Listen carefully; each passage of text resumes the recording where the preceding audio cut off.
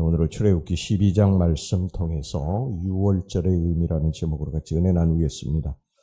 이 유월절 의식은 아비벌 14일 저녁에 어린 양을 잡아서 그 피를 뿌리고 그 고기를 먹는 의식을 가리키고요.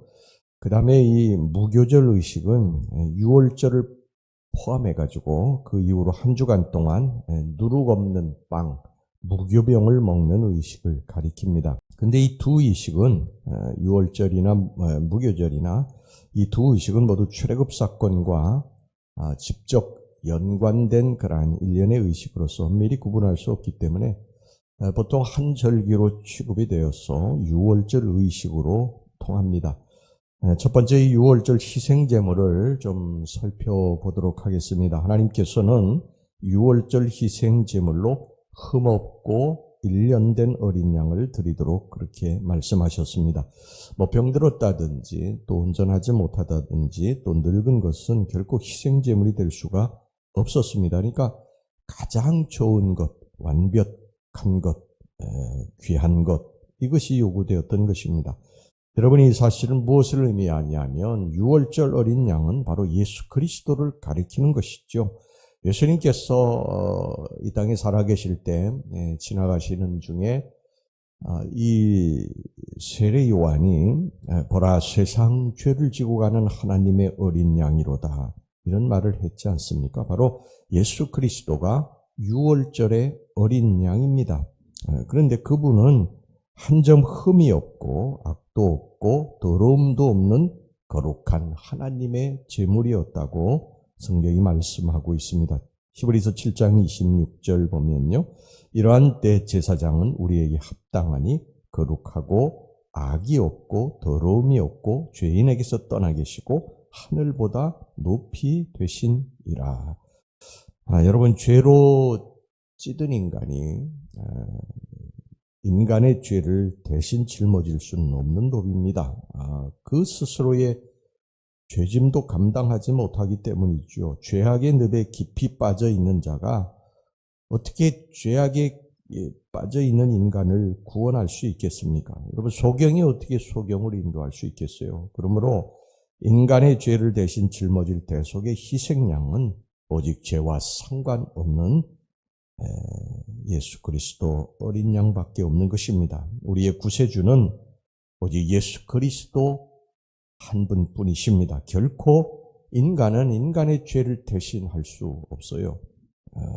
석가도 죄 많은 인간이고 마음에 또 죄 많은 인간일 뿐입니다. 죄 많은 인간이 죄 많은 인간을 결코 구원할 수 없습니다. 그래서 하나님의 아들이 이 땅에 오신 것입니다. 오직 하나님의 아들만이, 흠없고 죄 없는 하나님의 아들만이 우리를 죄에서 구원하실 수 있습니다. 여러분, 이것을 우리가 분명히 해야 됩니다. 사도행전 4장 12절에 보면 다른 이로서는 구원을 얻을 수 없나니 천하 인간의 구원을 얻을 만한 다른 이름을 우리에게 주신 일이 없음이니라. 이렇게 말씀했습니다. 여러분, 이것이 흔들려서는 안 될 것입니다.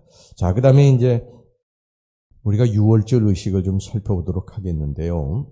이 유월절 의식은 대체적으로 두 가지로 요약을 할 수 있어요. 첫째는 유월절 어린 양을 잡아가지고 그 피를 인방과 그리고 문설주 이 좌우에 바르는 것입니다. 7절 말씀입니다. 그 피를 양을 먹을 집 좌우 문설주와 인방에 바르고, 그 다음에 이제 두 번째는 뭐냐면 그 어린 양의 고기를 불에 구워가지고 무교병, 누룩이 들어가 있지 않은 빵을 말하죠. 무교병과 또 쓴 나물과 함께 먹는 것입니다. 8절입니다. 그 밤에 그 고기를 불에 구워 무교병과 쓴 나물과 아울러 먹되. 자, 그렇다면 이 유월절 의식은 무엇을 의미하는 것일까? 무엇을 상징하는 것일까? 여기서 유월절 어린 양의 피는 아까도 말씀드렸습니다만 장차 오실 예수 그리스도, 그 택한 백성들을 위해서 흘리신 예수 그리스도의 십자가 보혈을 상징하는 것입니다. 그 피를 집 문에 설주와 인방에 발랐다고 하는 것은 예수 그리스도의 보혈을 믿는 것을 말하는 거예요. 그분을 영접하는 것을 말하는 것입니다. 그 피를 집 임방과 문 좌우 설주에 이렇게 발랐을 때에 죽음의 그림자가 이렇게 넘어갔다고 그랬거든요. 그러니까 그 안에 뭐 경건한 사람이 있었느냐, 거룩한 그러한 사람이 있었느냐, 이것 때문에 죽음의 그림자가 넘어간 것이 아니라 그 죽음의 그림자가 이렇게 와서 그 집을 이렇게 넘어간 것은 그 집에 피가 발라져 있느냐, 문 임방과 좌우 설주에 피가 발라져 있느냐, 이것을 보고 죽음의 그림자가 넘어가기도 하고 그 집에 있는 사람이 죽음에 이르기도 했던 것이죠. 그러니까 죽음의 여한은 그 피에 달려 있었다는 것입니다. 여러분, 이것은 우리도 영적으로 이 영적인 죽음, 이 하나님의 이 심판을 받는 것은 우리들의 어떤 선한 행실, 거룩함 때문이 결코 아닙니다. 우리는 하나님 앞에 경건하지도 않고 거룩하지도 않아요.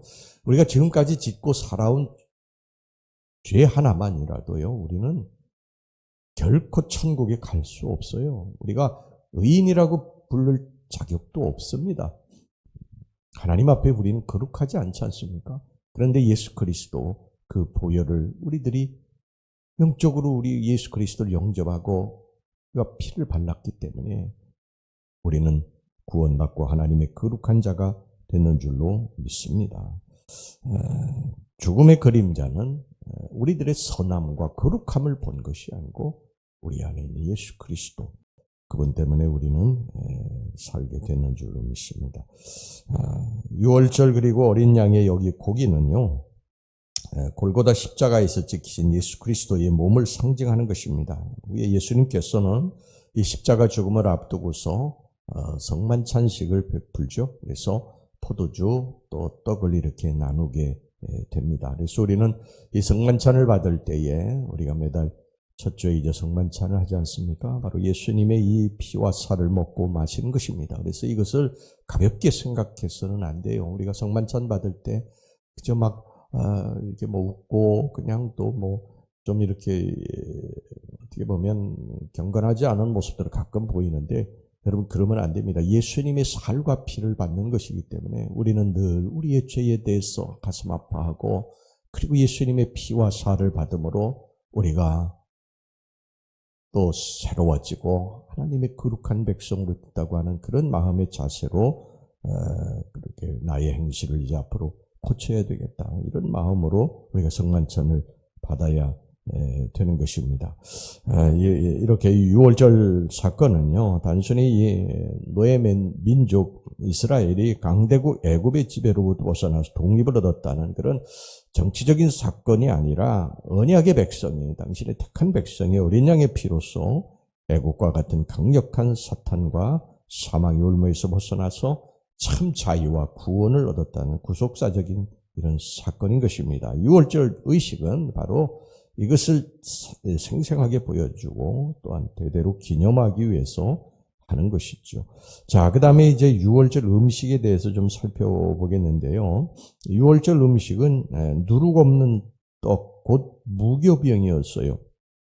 유월절 밤을 포함해서 이후로 7일 동안, 즉 정월 14일 저녁부터 21일 저녁까지 무교절 기간 내엔 오직 무교병만을 먹어야 됐습니다. 15절 보겠습니다. 너희는 이래 동안 무교병을 먹을지니 그 첫날에 누룩을 너희 집에서 제하라. 무릇 첫날부터 일곱째 날까지 유교병을 먹는 자는 이스라엘에서 끊어지리라. 18절에서 20절입니다. 첫째 달 그 달 열 나흔 날 저녁부터 21일 저녁까지 너희는 무교병을 먹을 것이요 이래 동안은 누룩이 너희 집에서 발견되지 아니하도록 하라. 무릇 유교물을 먹는 자는 타국인이든지 본국에서 난 자든지를 막론하고 이스라엘 회중에서 끊어지리니 너희는 아무 유교물이든지 먹지 말고 너희 모든 유하는 곳에서 무교병을 먹을지니라.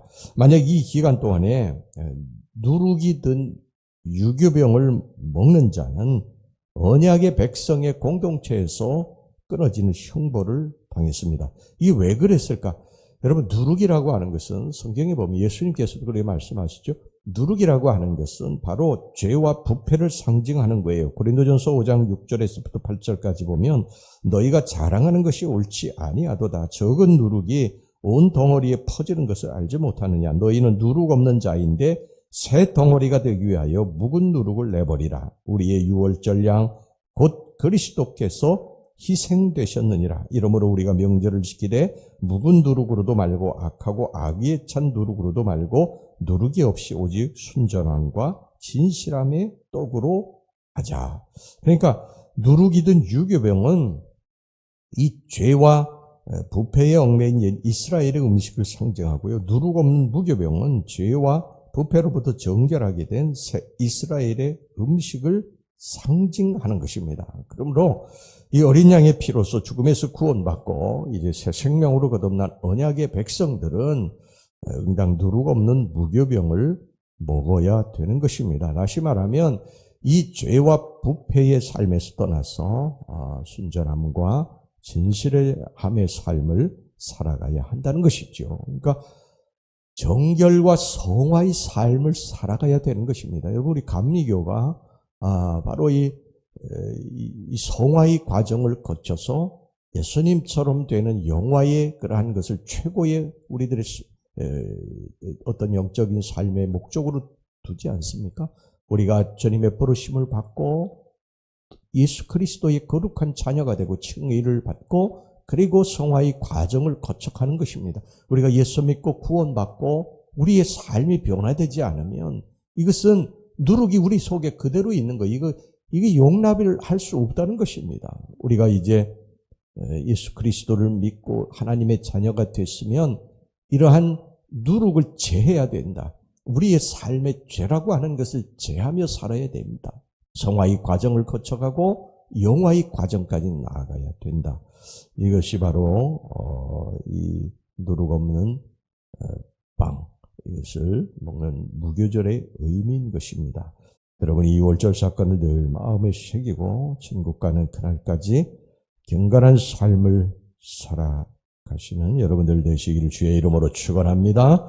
네, 기도하겠습니다. 하나님 아버지, 우리 예수님께서 피 흘리심으로 나 같은 죄인이 구원받았고 그리고 하나님의 거룩한 백성이 됐습니다. 우리 예수님의 살과 피를 먹고 말씀으로 우리가 하나님의 거룩한 백성이 됐으니 주여, 우리가 하나님의 자녀답게 그렇게 경건한 삶을 살며 성화의 과정을 거쳐서 예수님처럼 닮아가는 영화의 단계까지 올라가게 주시옵소서. 예수님의 이름으로 기도하옵나이다. 아멘.